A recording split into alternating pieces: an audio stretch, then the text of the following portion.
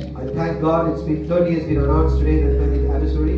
நிறைய பேச விருப்பம், ஆனால் நிறைய பேசினாலும் அதை கேட்பதற்கு அதற்கு முன்பதாக அநேக வார்த்தைகளை நீங்கள் கேட்டபடினால் அநேக பேச முடியவில்லை.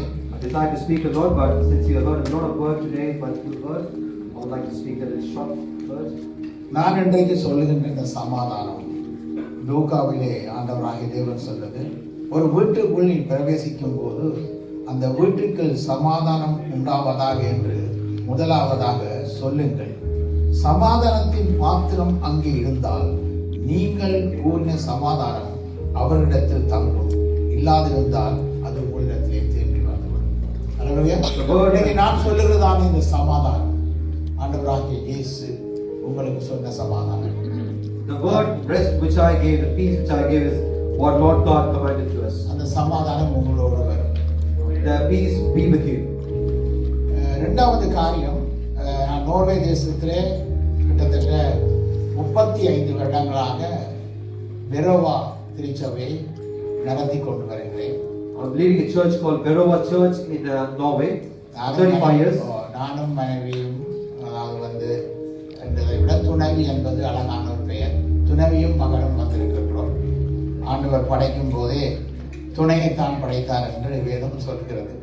அப்படினால் அது மிக சந்தோஷமாக நான் இருக்கிறேன். So myself and my son and my wife, we all came together. So நாங்கள் இந்த நாளில் இந்த திருச்சபையானது 30 ஆண்டுகளை கடந்து போகிறது என்று சொன்னால், இயேசு ஜோர்தான் நதியிலே 30வது வருடத்திலே வந்து கரையிறங்கினார். So when we say 30 years, the church passed by, like Jesus Christ came and dwelt in the 30th year of the Jordan. ஜோர்தானிலே வந்து இறங்கினதனால்தான் நீங்கள் எல்லோரும் ஜோர்தானில் இறங்கி கொண்டிருக்கிறீர்கள். ஹல்லேலூயா. அதற்கு உங்களுடைய பாஸ்டரை இங்கே லண்டன் கொண்டு வந்து அவர் 30 ஆண்டுகளாக உங்களை ஜோர்தானுக்குள் இறங்கி கொண்டிருக்கிறார். ஹல்லேலூயா. The Lord God brought our pastor in this London city and is leading us towards the Jordan for 30 years. So இது இந்த திருச்சபையானது எங்களுடைய 92ஆம் ஆண்டு பாஸ்டர் எங்களுடைய திருச்சபைக்கு வெறுவாக்கு வந்த போது அங்கே இயேசு என்ற ஒரு வேர்டு இருந்தது. இப்போ உங்களுடைய அந்த சபையிலே இருக்கிறது. அன்று நான் அவருக்கு சொன்னேன், ஒரு சபையை தேவன் உங்களுக்கு சொந்தமாய் தருவார், அந்த சபையிலே இந்த பேரை நீங்கள் எழுதுங்கள். So the year 1992, when your pastor came to our church in Norway, in our church there used to be a wording called Jesus in the front. So I said to your pastor, God is going to give you a church and you will write down the word Jesus in the front. என்றும் நான் ஒன்று சொல்கிறேன். Even today I'm going to say a word. உங்களுக்கு ஒரு பெரிய ஒரு இடத்தை தேவன் தரப்போகிறார். God is going to give you a great எத்தனை பேர் கரங்களை தட்டுகிறீர்கள் ஆண்டவர்? ஆயிரங்களாக நீங்கள் பெருக போகிறீர்கள். And you're going to be extended to be thousands. இது நடக்காவிட்டால் நான் இனிமேல் இங்கே வர மாட்டேன். அதுதான் முதலும் சொல்லிட்டு போறேன். நீங்கள் என்று ஒரு ஸ்டேஜ் வேண்டி அதிலே நீங்கள் இயேசு என்று எழுதினால் நான் வருவேன் லண்டனுக்கு. அப்படி நான் வந்தேன். ஸோ இப்பொழுதும் மீண்டும் ஒரு தடவை இங்கே வந்திருக்கிறேன். இதே காரியத்தை மீண்டும் தேவன் 30 அவர் ஜோர்தானிலே இறங்கினாராக இருந்தால் அதற்கு பின்பு எத்தனை ஆயிரக்கணக்கான கோடிக்கணக்கான மக்கள் இன்று ஞானஸ்தானம் பெற்றிருக்கிறார். அல்லேலூயா. அதே விதமாக இந்த தேசத்திலும் பாஸ்டர் சத்ராஜ் பாஸ்டர் மூலமாக உங்கள் அனைவரையும் ஆண்டவர் ஒரு காரியம் செய்ய இருக்கிறார். உங்கள் எல்லாருக்கும் வீட்டுக்கு துறப்பு இருக்கிறதா? எல்லாருக்கும் வீட்டுக்கு துறப்பு காருக்கு கீ வச்சிருக்கீங்களா? ஆனா இயேசு ஒரு கீ கொடுத்திருக்கிறார் உங்களுக்கு. நீங்கள் தான் அந்த கீ எடுத்து இங்கே திறந்து அநேக ஆத்துமாக்களை கொண்டு வர வேண்டும்.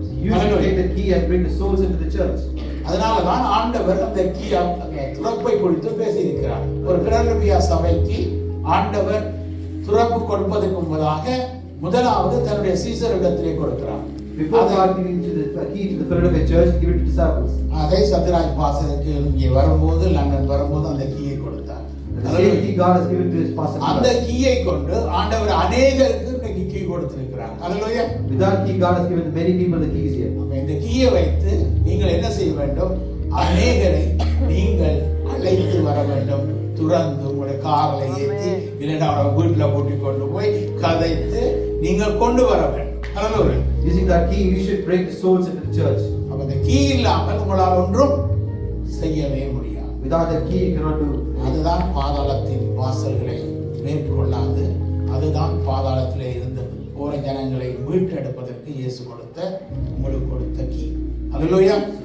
ஒருவேளை இன்னைக்கு போகும்போது உங்க கீ எல்லாத்தையும் பாஸ்டர்ட்ட கொடுத்துட்டு போயிட்டீங்க என்றாலும் நல்லா இருக்கும். வெகு சீக்கிரத்தில் சேர்த்து கட்டி விடலாம். ஹல்லேலூயா. என்னென்ன தங்கங்களை கூட்டி வச்சிருக்கிறதோ கீ இருக்கும். சோ அந்த கீயை கொடுத்துட்டு போயிட்டீங்க என்றால் அங்கே அவர் அந்த எல்லாத்தையும் எடுத்து உங்களுக்கு ஒரு பெரிய ஆலயத்தை கட்டுவதற்கு இலகுவாக இருக்கும். ஹல்லேலூயா. நிறைய நான் வசனங்களை பேசி உங்களை நேரத்தை நான் கொண்டு போக விரும்பவில்லை. பிரலபியாக கொடுக்கப்பட்ட வாக்கு தத்துவத்தை இந்த திருச்சபைக்கு தேவன் தந்திருக்கிறார். வசனம் எல்லாருக்கும் தெரிந்தது. இடைப்பாடுதலுக்குள்ளே நீங்கள் போராடி நினைச்சிட்டு ஒருவேளை ரெஸ்ட் அண்ட் பீஸ்க்குள்ள போய்விடாதீர்கள். ஹல்லேலூயா. நீங்கள் தேவ ராஜ்யத்திலே தேவ பாதத்துக்கு கடந்து செல்லுங்கள். கர்த்தர் உங்களுக்கு உதவி செய்வார். நான் துணவி அழைக்கிறோம். நாங்கள் உங்களுக்காக இந்த திருச்சபைக்காக எல்லாருமாக எழுந்து நின்று இந்த தேசத்திலே